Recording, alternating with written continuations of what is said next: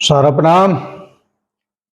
सहारा से जुड़े हुए समस्त कर्तव्योगी साथियों का और सहारा से जुड़े हुए तमाम निवेशकर्तागण का एक बार फिर से हार्दिक अभिनंदन, स्वागत है। दोस्तों, सुप्रीम कोर्ट का सुनवाई का पता नहीं कब होगा, लेकिन उससे पहले हम लोग कुछ और काम कर सकते हैं, बात कर सकते हैं। सबसे पहले तो मैं अपना परिचय बहुत सारे लोगों को नहीं पता है, मैं देना चाहूँगा। मेरा नाम जगदीश प्रसाद और मैं सहारा इंडिया परिवार से 1 मई 1991 से जुड़ा हुआ हूँ। हिंदुस्तान का सबसे बड़ा कैडर जो सहारा इंडिया परिवार का है, उस कैडर पे हूँ। प्रिंसिपल फील्ड मैनेजर रॉयल 1, मेरे अंडर में भी 3 और प्रिंसिपल हैं। इसका मतलब है कि एक अच्छा खासा टीम हम लोगों का एक समय पे रहा करता था, जो कि वर्तमान में काम न होने की वजह से, व्यवधान भुगतान में होने की वजह से पूरी तरह से अस्त व्यस्त हो चुका है। क्योंकि हर व्यक्ति को अपने घर को चलाने के लिए, 2 वक्त की रोटी को जुटाने के लिए कुछ न कुछ काम करना पड़ता है। इसी वजह से कोई भी व्यक्ति खाली नहीं बैठ सकता, कुछ न कुछ वो काम जरूर करेगा। इसी वजह से सब लोग अपने अपने कहीं न कहीं संसाधन जुटाकर अपना काम करने में व्यस्त हैं, मुझको छोड़कर। क्योंकि हमारा भी ये नैतिक कर्तव्य बनता है कि जितने भी सारे हमारे कार्यकर्ता साथी हैं, उनको भी हिम्मत हौसला बनाए रखने के लिए कुछ न कुछ आपके बीच में अपनी बातों को रखते हुए हम अपने लोगों के बीच अपने आप को बनाए रखते हैं। आज का वीडियो बहुत खास है और वो खास इस वजह से है कि एक विचार अगर कोई है तो उस पर चला जाए तो एक परिणाम में परिवर्तित हो सकता है। इसीलिए आज मैं इस प्लेटफॉर्म से अपने कुटुंब सहारा इंडिया परिवार के कार्यकर्ताओं का एक समूह, जिसमें लगभग 8000 कार्यकर्ता जुड़े हुए हैं, उस कुटुंब में उन वरिष्ठों को आह्वान देना चाहता हूं जिनकी शायद ज़रूरत आज पूरे हिंदुस्तान भर के लोगों को हो सकता है। साथियों, ऐसे वरिष्ठ जो 30 साल से ज़्यादा का अवधि पार कर लिए हों और प्रिंसिपल फील्ड मैनेजर के पद पे हों, जो हिंदुस्तान के टॉप मैनेजमेंट के सामने अपनी बातों को रखने से थोड़ा सा भी कतराए ना, ऐसे साथियों की मुझे आवश्यकता है। और हमारे मनीष सारस्वती जी इस बात को कहते थे कि सहारा इंडिया परिवार एक ऐसा परिवार है जहाँ पर नीचे से लेके ऊपर तक जाना बहुत ज़्यादा मुश्किल नहीं है। अब हम लोग इस प्रयास को करने जा रहे हैं कि कम से कम 25 कार्यकर्ता साथी जो बहुत वरिष्ठ हों, उन लोगों का एक डेलीगेट माननीय शीर्ष प्रबंधन से मुलाकात करने के लिए तैयार हो या तैयार करवाएं उन लोगों को, जो पूरे हिंदुस्तान भर के जमाकर्ताओं का और कार्यकर्ताओं का थोड़ा सा बात अपने शीर्ष प्रबंधन के मुखिया तक पहुंचाया जा सके। तो इसमें कोई परेशानी वाली बात नहीं होनी चाहिए, क्योंकि 3 पड़ाव इस पूरे कार्य पद्धति में हो सकते हैं कि सबसे पहले तो सहारा इंडिया परिवार के शीर्ष प्रबंधन से हिंदुस्तान के 25 वरिष्ठ मुलाकात करें। और इसके लिए मैं ये जरूर कहना चाहूँगा कि वो कुटुंब पर हम लोगों के साथ मुलाकात कर सकते हैं। वहाँ पर फ़ोन नंबर भी उपलब्ध होंगे, वहाँ पर बात भी हो सकता है, जिसका लिंक इसी वीडियो के डिस्क्रिप्शन में मौजूद है। उस लिंक से आप यथार्थ सहारा का वो ग्रुप ज्वाइन कर सकते हैं। तो इससे क्या होगा कि हम अपनी एक टीम का गठन कर सकते हैं, जहाँ पर हिंदुस्तान भर के टॉप कार्यकर्ता साथी एक मत होकर शीर्ष प्रबंधन के साथ समस्त कार्यकर्ताओं का, जमाकर्ताओं का बात रख सकते हैं। और मुझे लगता है इसमें कोई भी गुंजाइश या कोई भी गलत बात नहीं लग रहा है मुझे।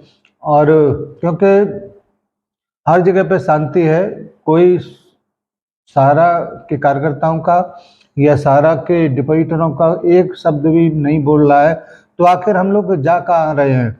अगर मध्यस्थता वाला बात अगर हो भी गया हो तो भी मुलाकात करने में कोई दिक्कत नहीं, कम से कम वहाँ से जो कुछ भी जानकारी मिलेगी, थोड़ा बहुत आश्वासन मिलेगा, तो बहुत बड़ी राहत हमारे कार्यकर्ताओं को, जमाकर्ताओं को होगी।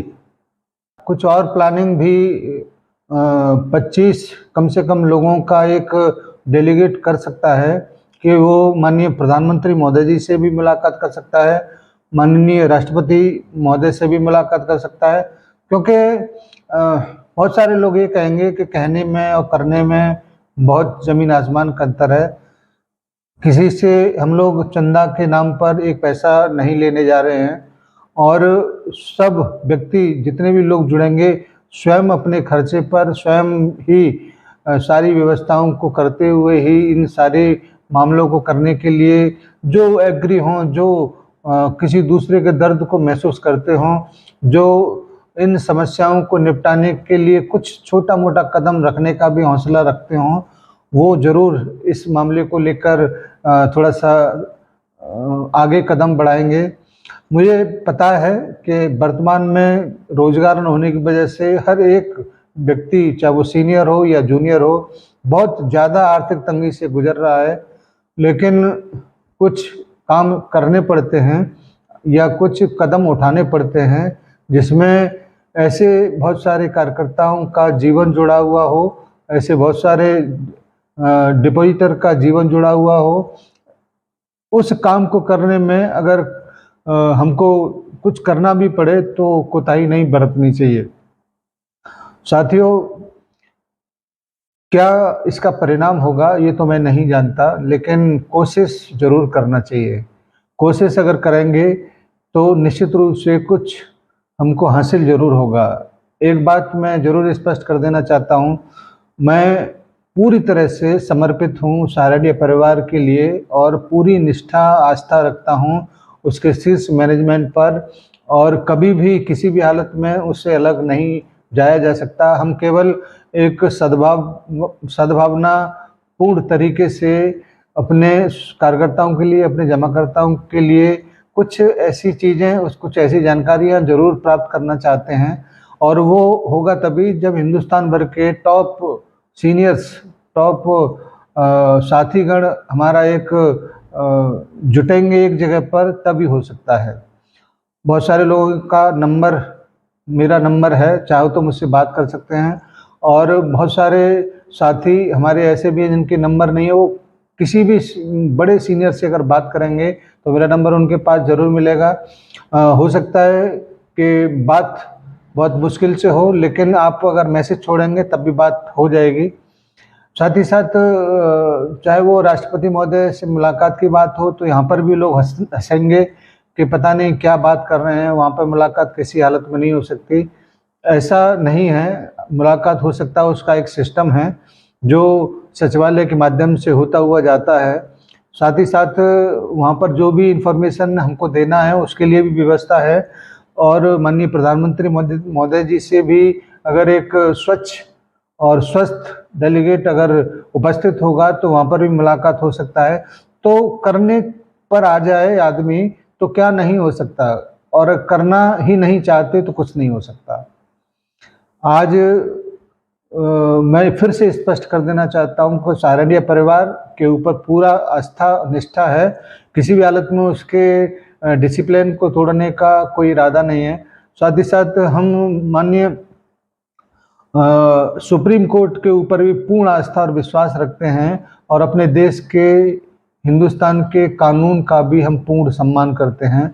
इसीलिए कहीं से इस बात को न देखा जाए कि हम लोग कोई आंदोलन की तरफ बढ़ेंगे या कहीं और बढ़ेंगे। केवल और केवल अपने देश की समस्या, अपने साथियों की समस्या को अगर हम लोग बैठकर या बात कर कर अपने शीर्षस्थ अभिभावकों के पास अगर पहुंचाने का अगर थोड़ा-सा भी प्रयास करते हैं, तो निश्चित रूप से कुछ समस्याओं का समाधान या एक दिशा ज़रूर मिल जाएगा कि हम लोग आखिर जा किधर रहे हैं। वैसे मेरे इस प्रस्ताव पर ऐसे बहुत सारे लोग हैं जो हँसेंगे ज़रूर या वो इसको सीरियस नहीं लेंगे, लेकिन हमारा काम है कि हम आह्वान करें और एक नए पैटर्न की या नए एक सोच की शुरुआत करें, तभी हम लोग इस मामले को आगे बढ़ा सकते हैं। अन्यथा आप अपने घर हैं, मैं अपने घर हूँ और मरता है तो कोई मरने दो, कि किसको किस बात की चिंता है। ये जो सिद्धांत हैं, ये जो विचार हैं, ये बहुत ही घटिया किस्म के लोगों के हो सकते हैं। हमारा तो सिद्धांत और विचार है कि अपने साथियों को किसी भी हालत में, किसी भी स्तर पर जाकर उनका सहयोग करना और अपने संस्था के रास्ते में जो भी अवरोध है उसको हटाना, यही हम लोग निरंतर प्रयास करते चले आ रहे हैं। साथियों, मुझको हीरो बनने का कोई शौक़ नहीं है, न ही मैं लीडर बनना चाहता हूँ, मैं केवल सहयोग करना चाहता हूँ। जितने भी वरिष्ठ लोग होंगे, हम उनमें से किसी भी व्यक्ति को अपना मुखिया बनाकर पेश कर सकते हैं। ये बात केवल और केवल इतना है कि कैसे भी हो, किसी भी प्रकार से हो, बात लाखों लोगों का, करोड़ों लोगों का शीर्ष प्रबंधन के पास, शीर्ष नेतृत्व के पास, शीर्ष अदालत के पास ज़रूर पहुंचना चाहिए, जिससे कि कम से कम इस बात का संतोष हो जाए कि हमने प्रयत्न किया और फिर भी इसके ऊपर कोई अगर कदम नहीं उठाता है या प्रयास नहीं करता है, तो कम से कम हमको इस बात का तसल्ली होगा कि हमने तो ज़रूर कोशिश किया था, लोगों ने साथ नहीं दिया। धन्यवाद सभी साथियों को। उम्मीद करते हैं कि लोग साथ आएंगे और केवल 25 कार्यकर्ता, वरिष्ठ कार्यकर्ताओं की आवश्यकता है, जिससे अपनी बातों का वहाँ पर एक वजनदार तरीके से अपनी बातों को रख पाएँ। देखते हैं ऊँट किस करवट बैठेगा, देखते हैं लोगों के अपने अंदर से कितने वो उत्साही होंगे या क्या कर सकते हैं, और नहीं तो जैसे चल रहा था वैसे चलने देंगे। कोई किसी को प्रेशर नहीं है, किसी के ऊपर कोई दबाव नहीं है। धन्यवाद सभी को। छोटा सा प्रस्ताव है, इसको अगर आप चाहें तो ज़रूर मानेंगे। धन्यवाद सभी को, सादर प्रणाम।